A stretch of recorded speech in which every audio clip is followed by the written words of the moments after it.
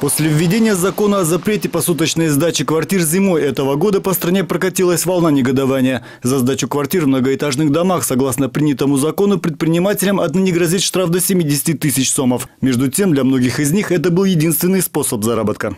Ярко мы видели в этом году в зимний период, особенно Каракольскую зону, когда в Караколе очень много гостиниц, которые сдаются в многоэтажных домах.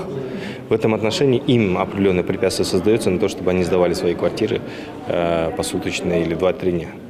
В этом отношении будет рассмотрен на сегодняшний день список и будет подано правительству. Митинги, лишившихся единственного источника дохода предпринимателей, прошли и в столице. Между тем, увеличение количества туристов в последние годы наблюдается и в другие города, например, Нарын и Ош. Причем многие из отдыхающих в регионах не остаются на одном месте больше 1-2 дней. Гостиница на больший срок им попросту не нужна. В преддверии летнего туристического сезона некоторые депутаты предлагают разрешить посуточную сдачу квартир, но лишь в так называемых туристических зонах. Бишкек, по их мнению, в этот список не попадает.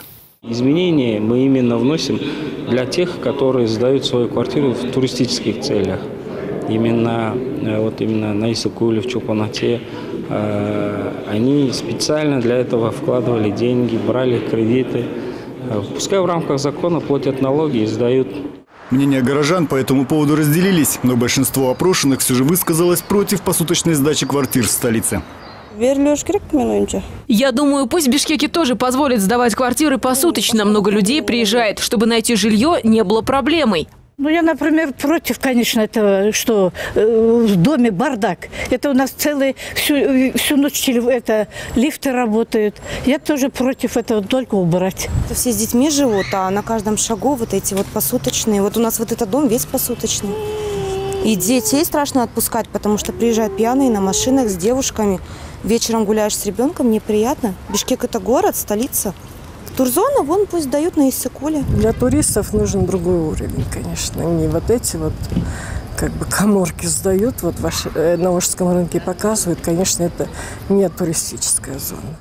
В настоящее время ни один владелец посуточной гостиницы не платит налоги. Между тем, гостиничный бизнес на сутки и час с введением запрета не прекратил свою деятельность. Он просто перешел на нелегальное положение. По словам предпринимателей, вместо законных налоговых отчислений теперь они выплачивают правоохранителям и домкомам.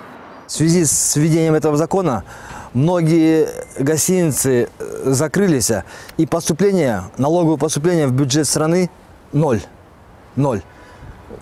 Поступления идут сейчас только милиции. Только милиции дали право нас штрафовать, милиция сама смотрит за нами, нас крышуют и с нас берут деньги. И все. Пока правительство определяется со списком туристических зон Кыргызстана, где граждане смогут получать прибыль с использования жилых помещений в многоквартирном доме в качестве гостиниц, законопроект вынесен на общественное обсуждение. Болот Исаев, Багат Кушалиев, НТС.